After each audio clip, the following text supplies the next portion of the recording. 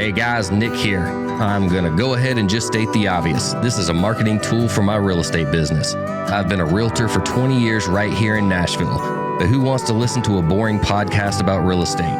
Good news, it's not. This is a podcast about people that I've built relationships with since I moved here in 1988. If what I stand for resonates with you and you're looking to buy or sell a home in this area, let's talk. No pressure, just a conversation, kind of like this podcast.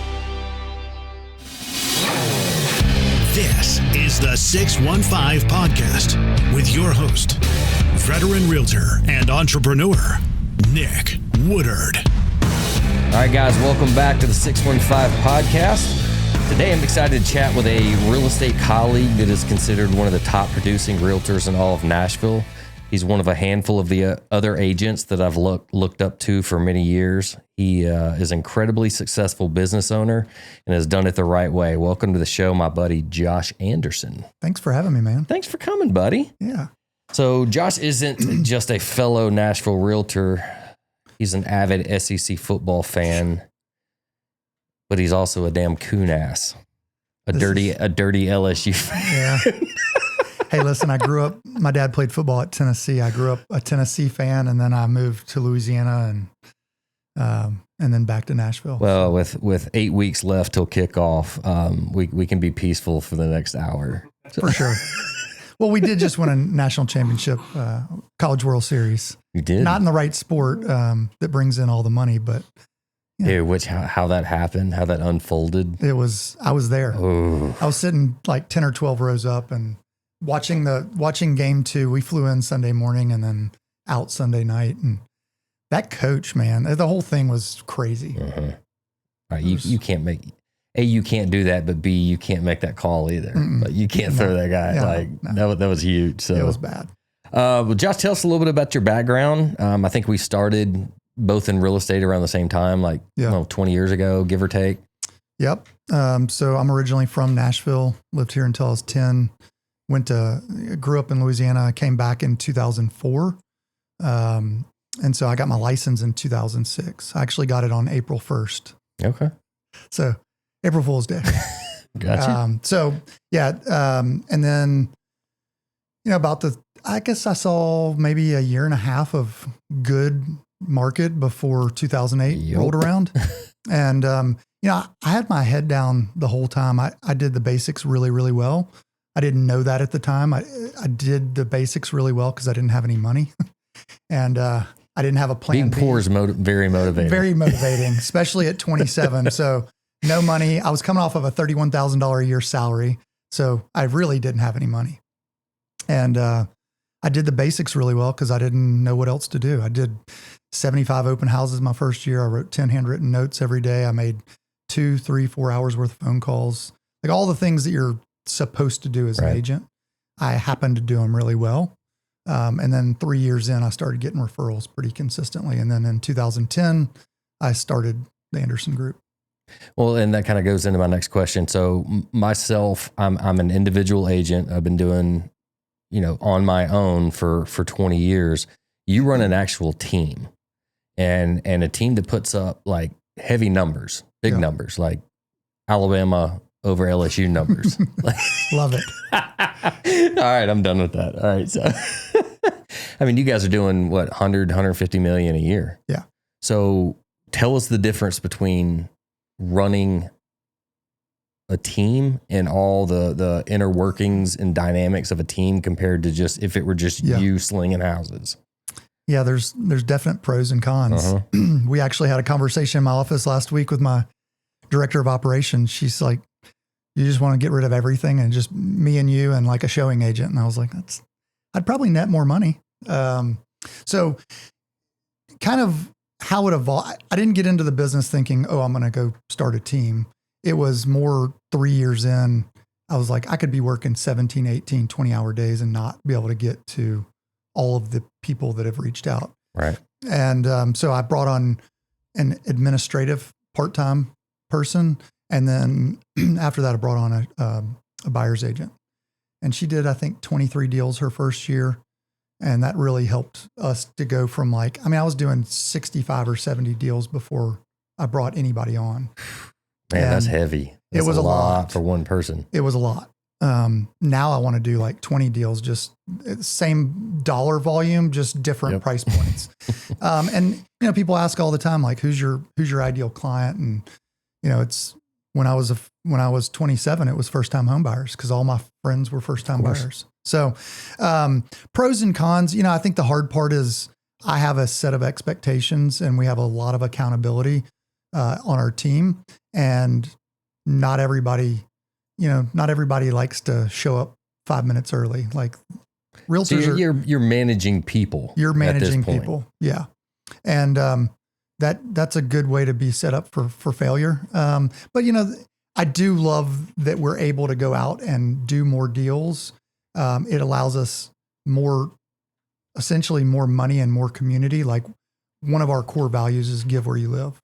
So we like to go out as a team on a monthly basis and go volunteer somewhere, go give back.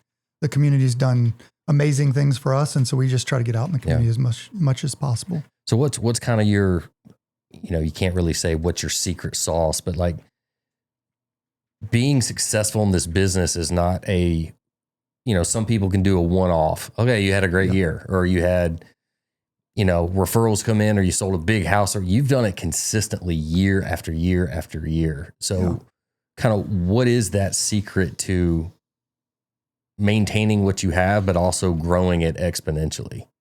People. I mean, like great people. So it's partly systems and processes. It's partly people. It's partly, high levels of like training. I mean, you have to train people. Like I think a lot of times I see teams around Middle Tennessee or different parts of the country, and it's really just a group of people put together. Whereas, I mean, we're pouring into our people, and sometimes you get disappointed and they leave. It is what it is. I've had people on the team for 10 and 11 years, and I've had people on the team we've had for a day or two, and they just weren't a fit. I mean, I've considered it before.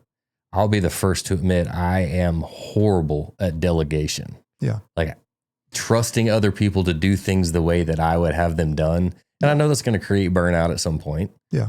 How do you go through finding those people? Is it your training, or is it, hey, I start out with good folks, train them the way I want them to go, and turn them loose and see how it works? Yeah. I think you have to have your system and process for whatever it is. But I do believe that you're finding good people and you let them go do their thing. I mean, you give them some oversight, especially in the first, we always talk about, we have like a 30, 60, 90 day, like their first 30, 60 and 90 days on the team. We're micromanaging them, and not in a bad way. I know that that's like a bad word. It's like mini camp. Yeah. Yes. And so we're making sure that they can, it's like, watch us do it, and then we do it together, and then you go do it. And so, I mean, it's just training people at a high level of what your standards are. So we've always been taught, as agents kind of coming up in the industry, you have to run it like an actual small business. How do you interpret that? And what's the difference between running it like an actual business opposed to just taking on clients and selling houses? Like, do you have a method behind everything? Yeah. A way of doing things, a daily schedule type? Yeah. If I have to do it more than once, we have a system for it. It's just the way it is. Like I learned that early on when I was sending the same emails to clients and the same emails to agents. And I was like, I'm going to turn this into an email signature. That was like one of my original systems, just to like save me time. If I can save 5 minutes 10 times a day, that's pretty solid.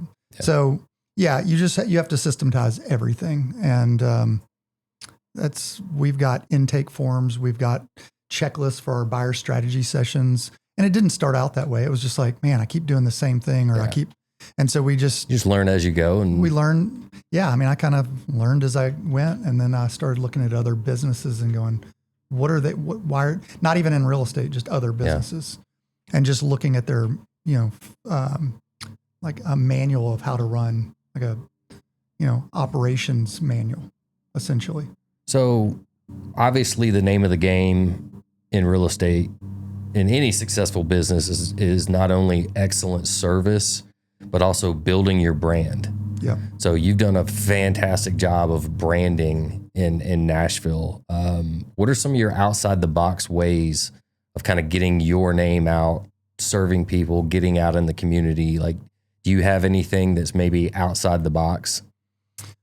I don't know if it's outside the box or not. I think we do the basics really, really well. We just do them extremely consistently over time. I think it just, I think we're doing a really good job on social media.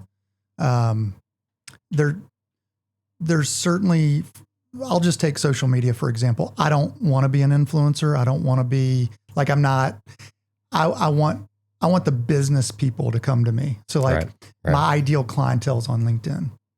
So doctors, financial advisors, executives, small business owners, they're probably married with 2 or 3 or 4 kids. They're probably around mid 40s like I am, maybe a little bit younger. So it's just, I think we do a good job of like highlighting the city on social media, but also I keep my brand, my personal brand, separate from the Tag Nashville page on Instagram, for example. Just it's a little bit different of a personality. I'm a little more in your face, and Tag's more. That works too, man. Yeah. Well, that's what everybody will. If you know me, you know I'm very opinionated, and you might not like it, but you'll always know where you stand with me. That's the LSU fan. That's I know, right? SEC man, SEC. Man, I've always told people what I think is the most important thing for growing my brand was I want to be the answer to all the questions. Yeah. So when anybody has a question, an issue, something, I want them to know, hey, I may not have it. Give me 20 minutes and I'll get it. Yeah. Yeah. I don't think any of our clients ever expect us to know everything. I think I don't know, but I'll find out. Yeah. That's the right answer. If you don't know, you certainly don't want to tell them a lie or just make something up. One thing that I put together not long ago, obviously we work in the referral business, so we want people to refer their friends and family to us. I thought, you know what? I need to do that for other people too. Yeah. So I built a full database. It's about a 10-page report package that is every preferred, everybody has their preferred vendors, but mine is small business owners that I want to see succeed, that I also know that they are going to take care of my clients like I would. Yeah. So all my past clients that own a small business, whether they're, dog grooming, I've got custom auto fabrication, wedding cakes, dentists, lawyers, you name it. And so I've really had some, positive feedback from that. Yeah. I send that out to all my clients and friends and, hey, whatever you need, I can get you hooked up with it. Yep. That's awesome. That's been pretty good for us. So we do that. We have a VIP intake form, and it's literally what's your occupation, what industry are you in, what's your favorite candy bar, what's your dream trip, we want to know. We're trying to get data on our clients to know everything about them. Yeah. And we might not send them to the Amalfi Coast, but we can send them a $100 coffee table book. And every time they look at it or open it, they think about the Anderson Group. So it's just anything you can do to stay top of mind. Yeah.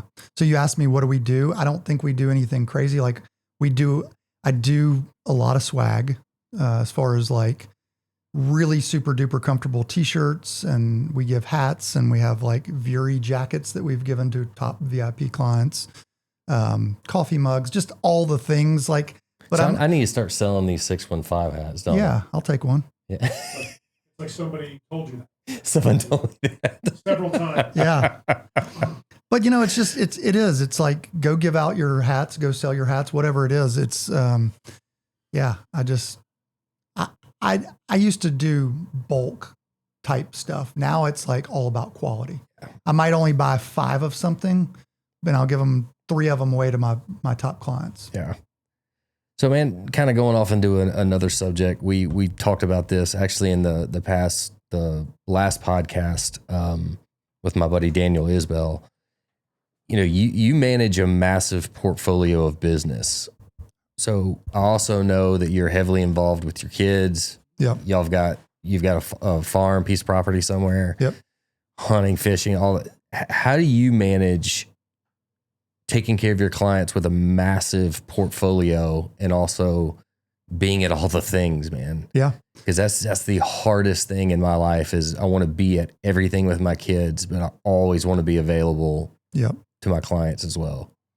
Yeah, you can't say yes to everything. So it's a balancing act always. So, I think that's where you have to, that's one of the pros of like having the team. Yeah. So like 2 weeks from now, we're going to go to Peru for 10 days to Machu Picchu. And Oh, that'd be cool. yeah, I'm just hoping we have a business when we get back, it's like, and I know we will, I'm joking, but I went to Havana for a day, on a guy's trip, and nobody had phones. And so, that's amazing. Nothing fell apart. Yeah. It probably was taken care of at a higher level than when I, Yeah. I think if you get in business with the right people, they see your vision and they do as good or even better. I think if it's the right people, they one up it. Right. Yeah. Well, also, hey, boss man's out of town. Like we really need to shine. Yeah, that's right. And then they end up getting referrals and they're like, hey, I got referrals from your client. Yeah. And I'm like, that's pretty sweet.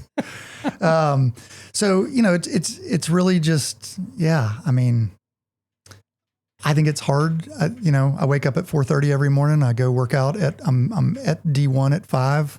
I'm back home by like 6:10, take a shower, jump in the cold plunge, sauna, whatever, and then hang out with the kids, for breakfast and then go to work for the day. So that's kind of the underlying theme I'm picking up from you is you have systems in place that are very organized and you stick with it.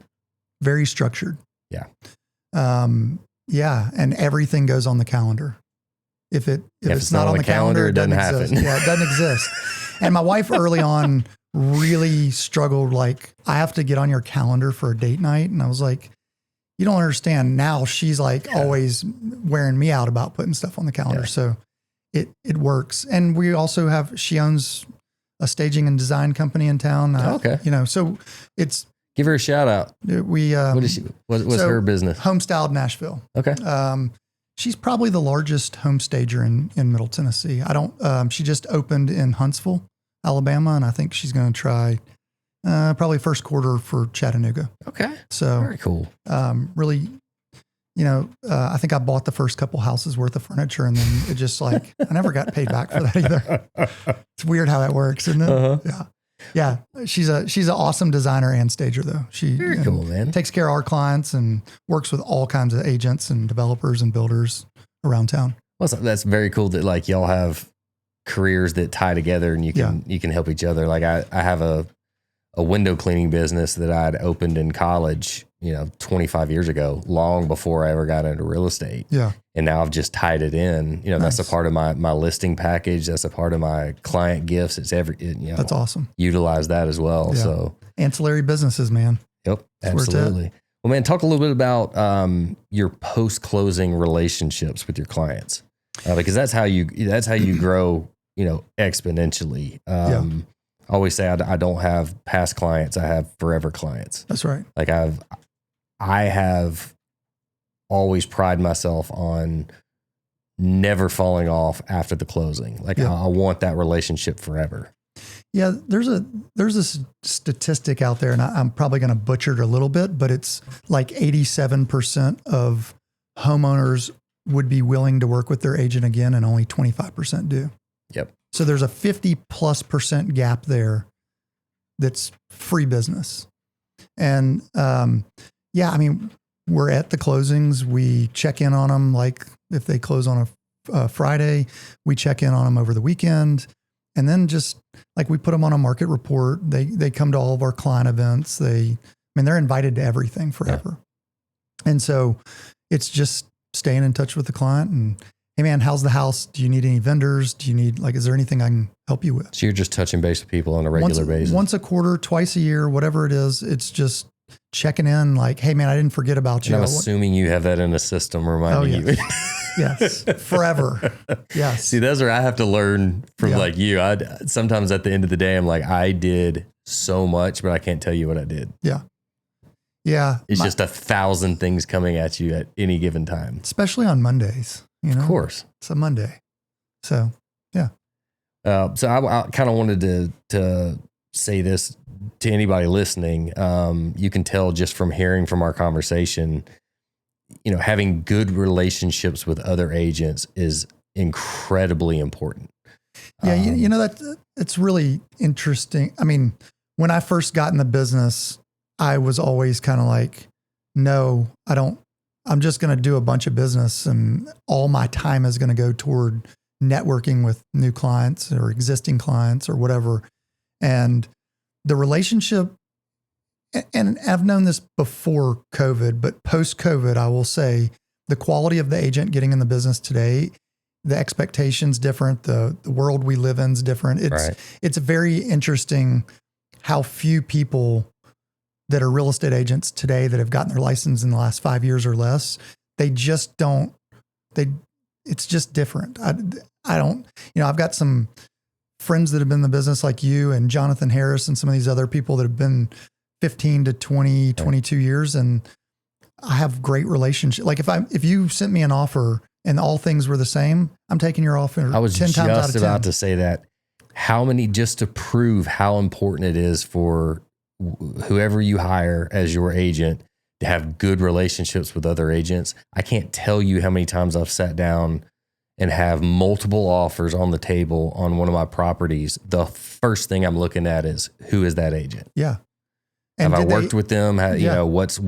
What happened in the past transactions we've done? What's their character? Yep.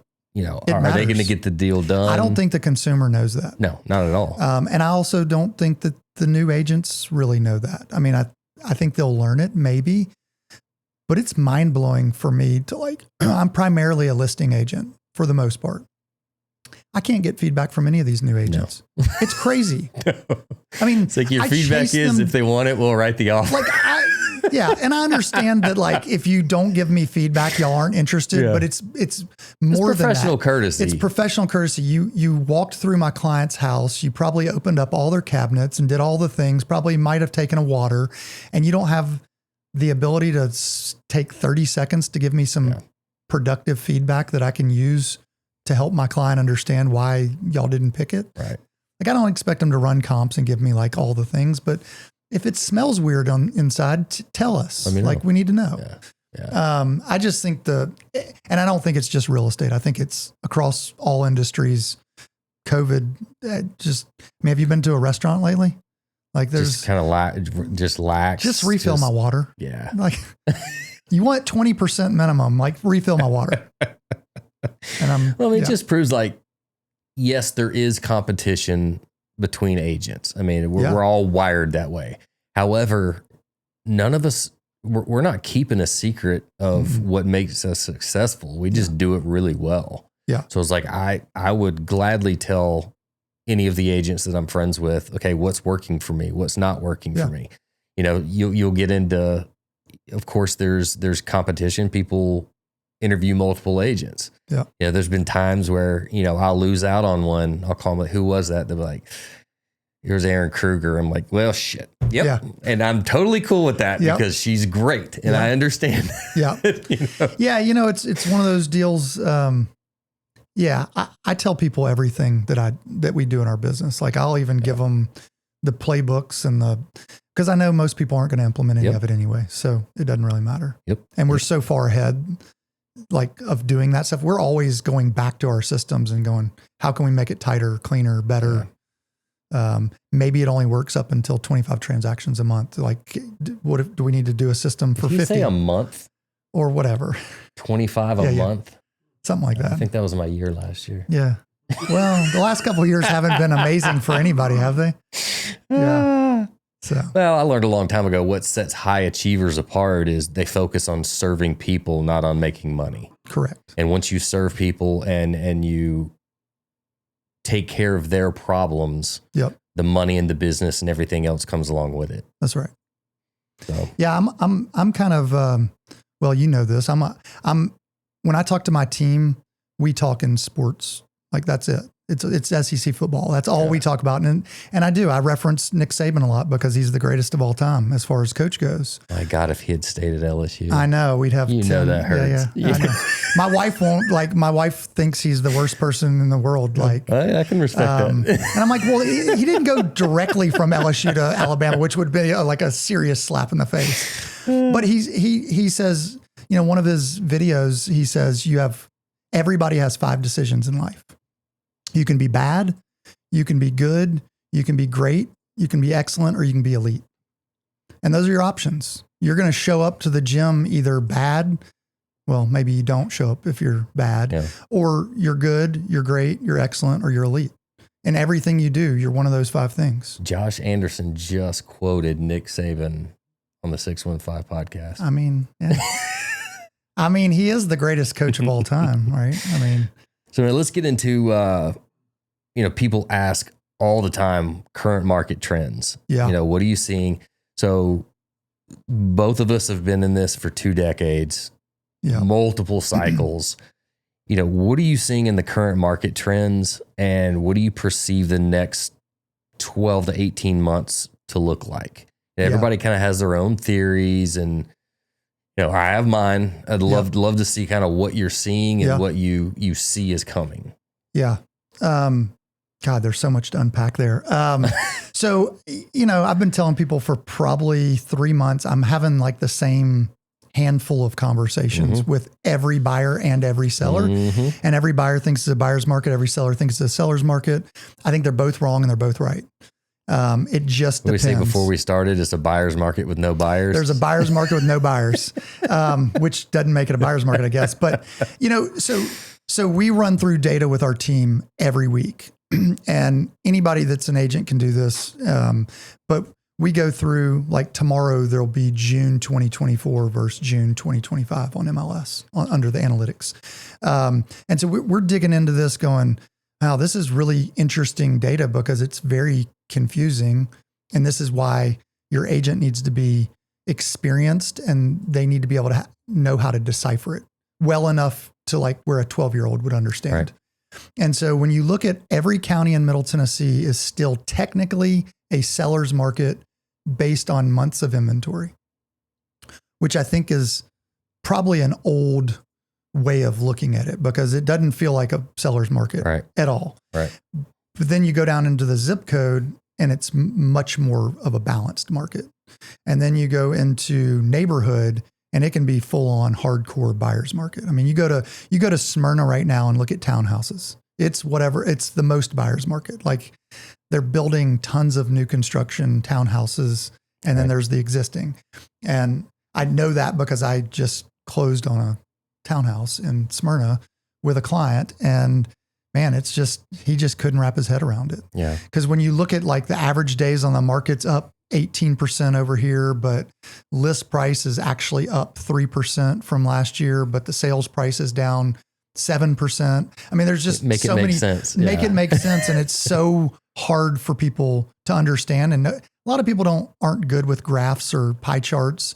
They mostly probably read headlines and don't read the rest of the article, which would explain everything that you're supposed to know. So I do think it's tough. I don't think we're going to have a better market in 2025 than we did in 2024. I think it's going to be about on par with like the number of sales across the US. I think 2026, I think we will see rates get better.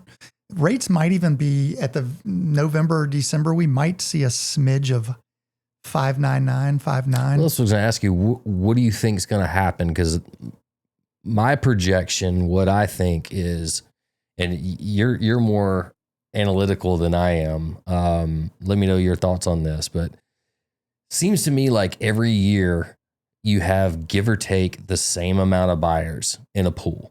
Mm-hmm. So let's say rates went up to a point where some things were unattainable to these people. So they sat on the sidelines. Yep. So when rates are adjusted and they start to come down, you're going to have that year's pool of buyers plus the year before of the people that sat on the sidelines all coming in at the same time. Rates go down. You're going to have a flood of buyers. Prices are going to go up. it's going to be a mini COVID. So rates will never go back to 2.5 and 3. Never, of course. But if they got into the low 5s, high 4s over the next couple of years, you would absolutely see the market go crazy again. Yeah. Not to the extent. I mean, I had some listings that had 40 and 50 offers on it. I don't think you'll see that.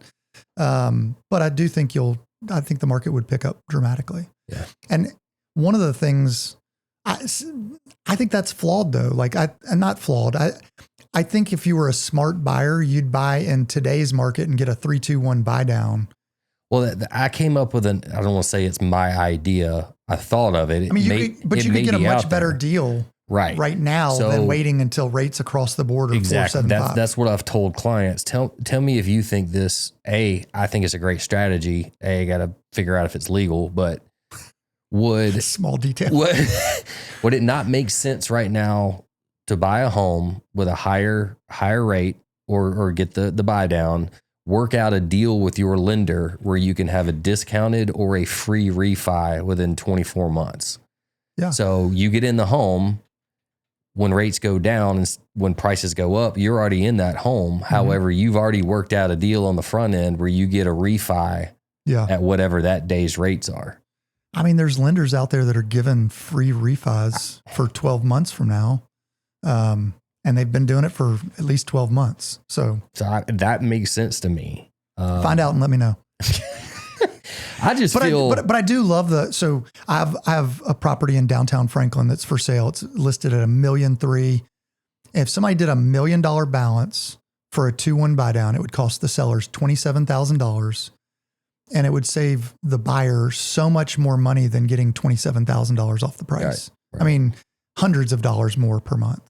Yeah. And so I don't think the consumer doesn't really know. They've kind of heard like a 3-2-1 or a 2-1 buy down.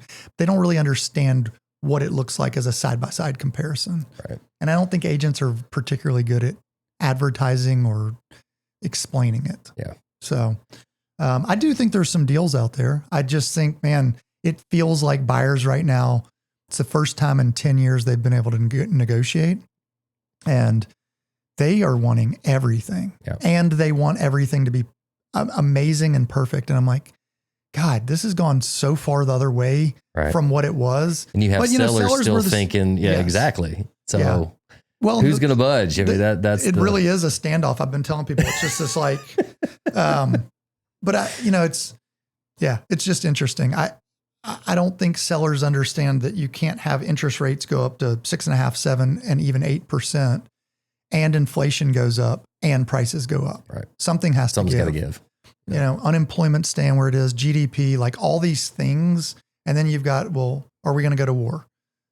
What's going to happen with the tariffs? And so like all stock market like hit an all-time low and now it's back to all-time. You know, it's just like all these things that have happened, like significant things over the last couple of months. And it's like, I love him, but it's like every day. Turn on it. What kind of crazy shit is Trump going to say today? It's because it just, one little thing can affect. Now, my gut is I feel like the economy is primed to take off. Yeah. I feel, say what you want about him. He's been right about a lot of things when it has to do with projection of, economy, and I feel like he's the right man for the job for the economic standpoint of it. And so I'm kind of putting my eggs in that basket I think 2026, I think the real estate market and the economy is going to be amazing. I get the feeling that it takes time. Yeah. I mean, 25 is going to be like, let him settle in, let like all the things start working. Yeah. I think 26 will be amazing for real estate and the stock market and all I just think it's going to be a great year. Yeah.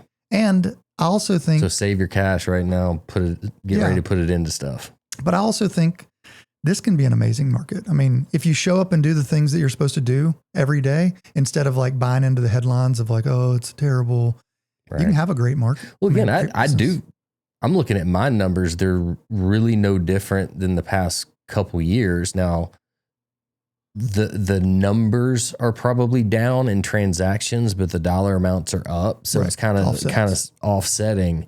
And I'm not going to lie. I mean, we're naive to think Nashville is not in kind of a protected bubble. Oh yeah. It's at least been that way for my entire 20 years in this industry. Yeah. It's a highly desirable place. We have jobs coming. We think it's insane what the prices have become, but people coming from other states, they're like, this is very affordable. I sold 23 houses my first year in the business for a total volume of $3.4 million. That would be like, for our average price point now for our team, that would be like 18 or 19 million. Yeah. Just doing the exact same. I mean, yeah, we were selling a bunch of $150,000, $175,000, $200,000 houses. My first year in real estate, I made $17,000. I was pretty excited about it. I made 93,000. I was still cleaning the hell out of windows, but I grossed 93,000. I think my tax return was 13. And I remember my CPA being like, "You owe 12,000 in taxes." And I was like, "What? Like, I don't have to. Don't have it."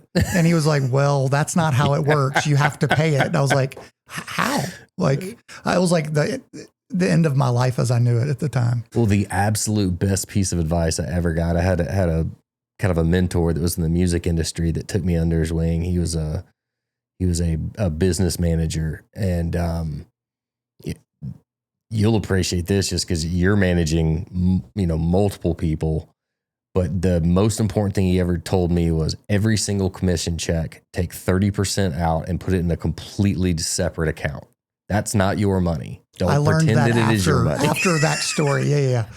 So we do. I do. I put 25 cents of every dollar for an investment account, and then I put away the tax money. It's all got to be separate. Yep. Because if it comes in your checking account, it's going to be a problem. That's kind of those things that a lot of us learn the hard way. Yes, that's right. That's right. Well, man, what are some of the harsh, say, quote unquote, harsh reality conversations you're having with your clients right now? I'm telling people it's different now with rates. It's like people were willing to overpay a little bit when money was cheap. Yeah. Now, for sure. Now, no. You have to be in line with things. Yep.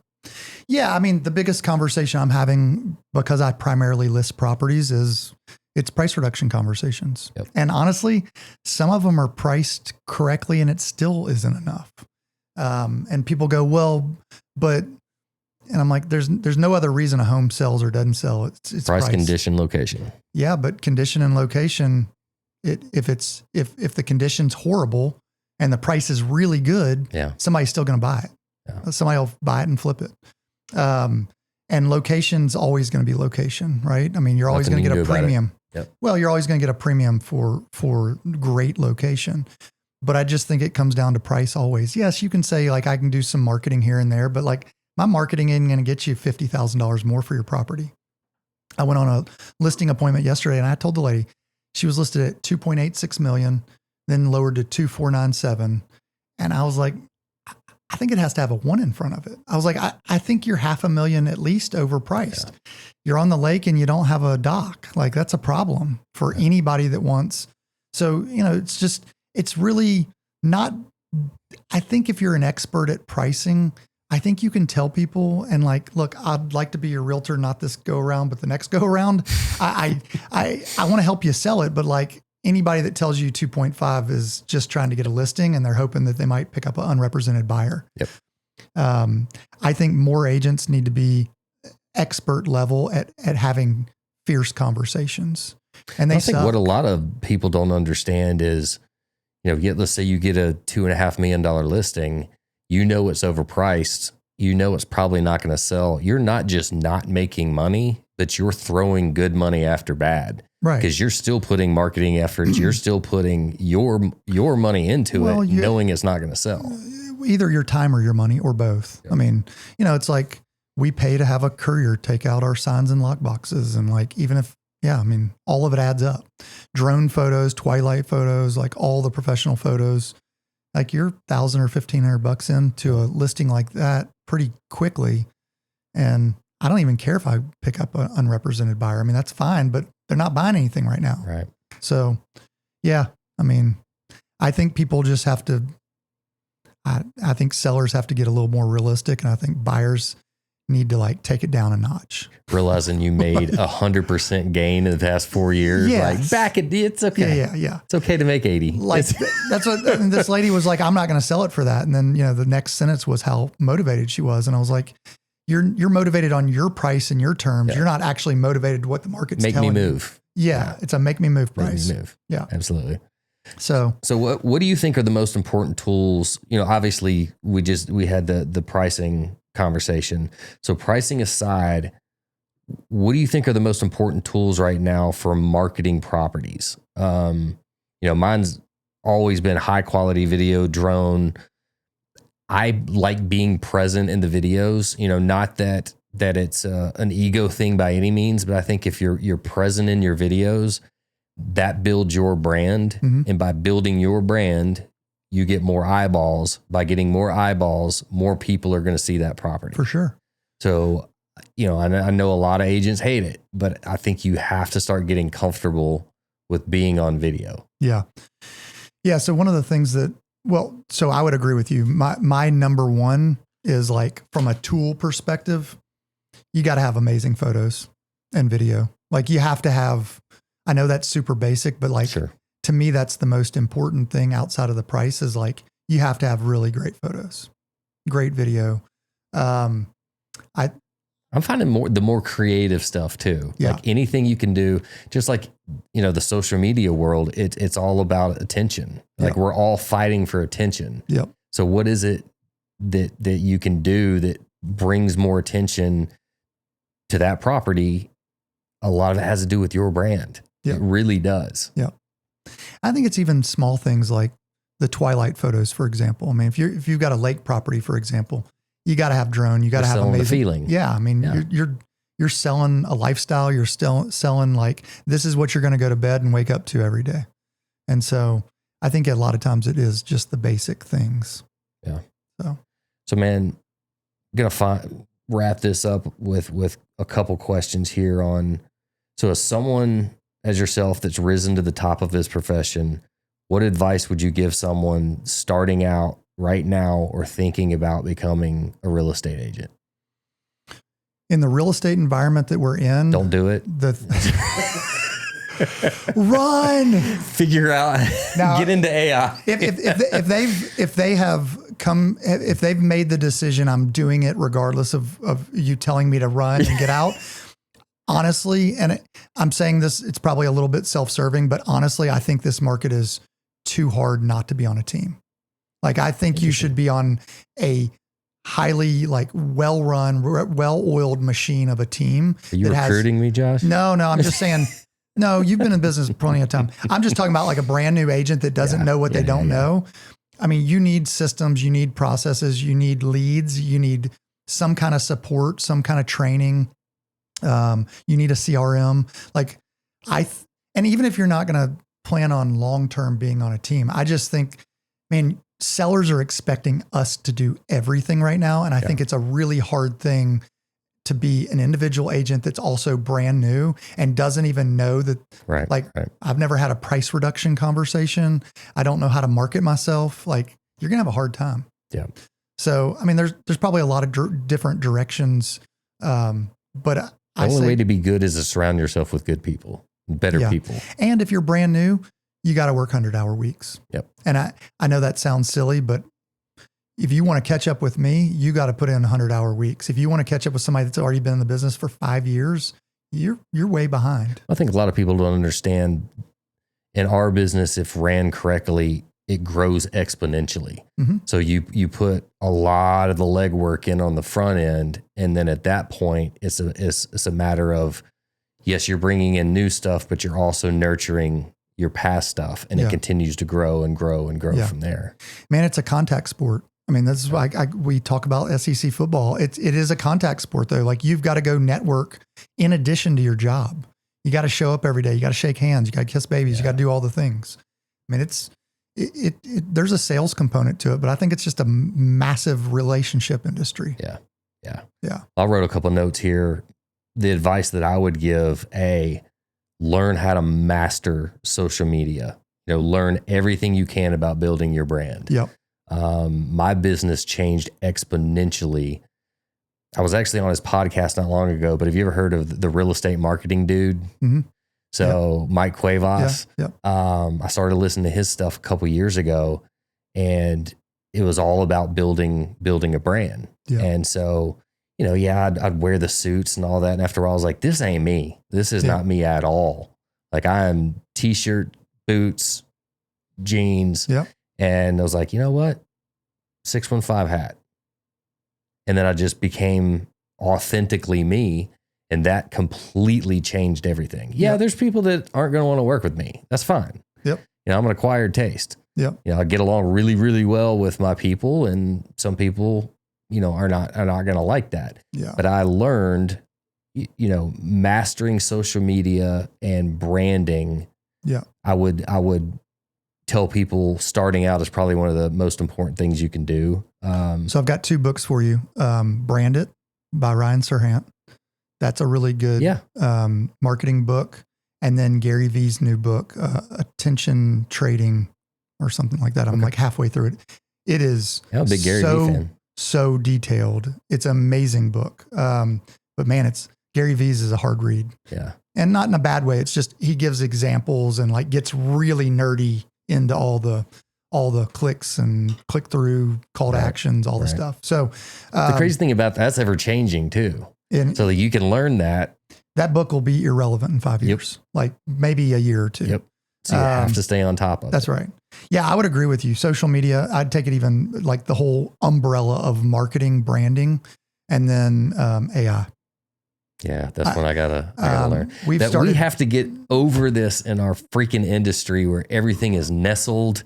Yes. And yes. Agents, quit exclusively using AI for your descriptions. Correct. You got to There's so tweak many it a other little things bit. that we're using it You for. got to tweak it a little bit. Yeah, it's pretty amazing. When I did a panel for agents. I was not on the panel. I helped facilitate it, and we were like, "How are you using AI?" Every one of them was like, "Oh, descriptions." And I was like, "You know that it can do a lot more than that. Like it can do everything." That's something I have to learn, though. Yeah. I do have to learn. I've been kind of messing with it, but it's so far beyond our understanding of what it can actually do. Follow Jason Pantana. He's a agent. Pantana's stuff's really good on AI. And then there's a guy named Phil Stringer. He's got some really good stuff too. So Phil Stringer. They both go over a lot of real estate specific stuff. Yeah. Phil Stringer's not in real estate, but he's got a lot of clients in real estate. So he covers a lot of it. And I know I said this earlier, but the second piece of advice I would give new agents: get comfortable being on camera. Yeah. You have to be seen to be recognized, and the faster you recognize, the more your brand will grow. Yep. That's the name of the game. Yep. So, and here's the thing for anybody that's listening, dude, social media is free. Yeah. It's a billboard 24/7, 365. So like it works when you're working. Asleep. Yep. And so I keep telling all my agents, they're like in their 20s. I'm like, what's wrong with you people? Like y'all are supposed to be showing me how to do social media. And they haven't figured out how to make it click. And it's like they get analysis paralysis around it. So it becomes a thing. So I think a theme we have on this podcast is we rip on young people and Californians. What's wrong with that? As we should. Yes. What's the problem? No problem. Yeah. There's some good, gritty work ethic kids, but man, we see a lot of them that come in as interns. They don't know how to fill out envelopes. They don't know how to put a stamp on a postcard. I went home. Think about that. Like they've never had to. I know, but I literally went home and was like, kids, here's 2 envelopes. Y'all need to fill it out and show me that you know how to fill this out. Do they write correctly? Do they write correctly? Yeah. In terms of grammatically correctly. I don't know if it's our age. Yes, but punctuation not in, pisses me off. It really does. Not in text messages. I mean, my God, it is atrocious. It is atrocious. What like It's just like. If I tell my kids, look, you will position yourself above all of your peers if you just write correctly. 1,000%. If you just write correctly. but they don't even Whatever, have to Dad. write anymore. Like my kids learn from YouTube, 100% YouTube shorts. Yep. I'm like, do y'all want to read like this book? And they're like, no. I think like, even why would teaching cursive anymore you- in private school. in private school. Private school. It's a rarity. We're a couple generations from not even writing. Wow. It's just going to be, and I was reading something the other day talking about our generation. I think one of the hardest things for us is we remember what it was like then, and now we're in the middle of a complete change. Yeah. So we're kind of stuck between two complete different worlds, trying to balance them out. It's tough. It's but you think about it, like the 80s and early 90s, it was like the last of the best music, the last of the really good movies, like the original Nintendo. I mean, all the stuff's way more awesome now as far as gaming goes. But man, we were like, I don't know, 80s and 90s. We got to Makes us sound enjoy old, being but a kid. Yeah. Now, we'll say this, though. Like, my son has one of the highest football athletic IQs of anybody I've not just coached. I've coached a lot of kids, been around a lot of kids. Like, he sees the game differently than I do. Yeah. They And also I have think it has to do with Madden and all that. Like, we had Tecmo Ball, bro. We had like 8 plays. Yeah, he but can break down defenses. And it's just, it's interesting because I would say the generations before us were much tougher athletes, but the athletes today are so much better. savvy and intellectually. My dad weighed 220 pounds and was on the offensive line at the University of Tennessee. Yeah. Now they're 380, 360. I mean, they would literally just push him over. We had a buddy of mine. It was one of our first podcasts. But they were mentally and physically tougher. Mm-hmm. It's like my buddy Cam Smith. He was on our podcast a while back. His dad he was center for Bear Bryant. Yeah. I think he was less than 200 pounds. Like, you just, how is that? Now they're approaching 400 pounds and they can run like a 4.7, 4.8, 40, which is flying for that much weight. I talk a lot of trash about LSU. Their defensive line consistently like, how do they breed those athletes? It is a different specimen. Yeah. I'm so ready for football. My God. All right. Well, I'm done talking business. I was gonna say we can be done. We can just the rest of the podcast can be football. Let's throw this in there before we cut here. What do you see happening in college football moving forward with NIL? And Man, I'll say the one thing that really hurts me the most, I was always obsessed with National Signing Day. Yeah. Like, I took off work, I everything. I was amped up to sit there and watch who was signing. Now, they're coming throughout the year, and then until they step foot on that field, it's like, okay, Alabama picked up a 5-star yesterday. I don't care. He may never touch the field. Well, dude, we had the number 1 quarterback in the country, and Michigan paid him $12 million. I mean, damn, if I'm 18, I could be a diehard. LSU is the only school I'd go to. If somebody's offering me $12 million at 18, I'm going. God, I foresee so much bad stuff happening here. They better regulate it really quickly. I mean, it's between the portal. Like, if you sit me out for a series and I get my butt hurt, essentially, like I can just go get in the portal. I just, these guys are some of them are making more than the coaches. Mm-hmm. And so I think that makes it really hard to discipline them. It's like, how do you build leadership around someone in the locker room that? I think that's why Nick Saban hung it up. He was like, I'm not doing this. I do too. I mean, like he would never be able to compete as much as, he dominated. He wouldn't be able to do that at the level. I mean, which I think that, yes, there's some good sides to this. You're going to have, I guess, more of an even playing field, but I think you're going to see the quality go down over time. Yeah. And I think you're going to have a lot of kids think they're going to the NFL that aren't ready because they didn't stay in a system and learn through that system. They've jumped around or, got their feelings hurt. Yeah. It will even the playing field to some extent, but like the small schools are never going to compete. Right. It's always going to be somebody, like there's going to be 25 schools that are always potentially in it.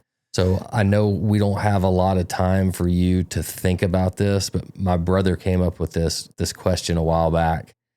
So talking about how, the blue bloods are the ones that, the ones that always win. There's only 10, 15 college teams that ever win the national championship. Do you know who was the last team to win their first national championship? The last team. College football. Who was the last team to win their first national championship? Ooh. Last team first. I don't know. Who's Florida. That is wild to think that. Was that 2016 or something? Like that was like relatively recent. No, I think their first one was. They've never won a national championship before, like the 2000s. So I'm saying like recent. Oregon was close and they lost to Auburn. Yeah. So that would have been their first. Yeah. But just to go back, in your head, you're like, Florida's won. I figured they won like in the 60s, 70s, 80s. No. 90s, it's been the something. same 15 to 20 teams. Spurrier just could never get it done, could he? Yeah. So he was always in the hunt, wild. but he could never really get it. Yeah. That is wild. Interesting. So you would think, there's a bunch of different teams that win this. Nope, there's a handful. If you look since 2000, I mean, outside of the last 2 years, since 2000, SEC's absolutely dominated. I mean, they're like at 20 out of 25, 18 out of 25. Now they keep bringing other freaking teams in. I know. Like, well, yeah. Texas and Oklahoma don't belong. That doesn't feel like a... Doesn't feel right. I mean, what happened to the Southeast Conference? Now we're just going to be like... There'll end up being let's bring Swanee back in. That's right. Yeah. I mean, why not? All right, brother. Hey, I appreciate you for coming, man. You're one of the ones in Nashville that I've always looked up to, man. You and Aaron Kruger, Dan McEwen, like y'all are some of the guys that have always been. Yes, you're successful, but you've been great to me. It's awesome to know that there are people that have really grown. An awesome, successful business, but really do want to see other people succeed. So there's plenty of room for all of us. Appreciate you, brother. Yeah, man. Appreciate it. Before we get off here, I always want to give a thank you gift for coming. So here's your own 615 hat. Oh, yeah. So wear it proudly, my friend. I love it. All right, brother. Thanks for joining us, guys. See you next time.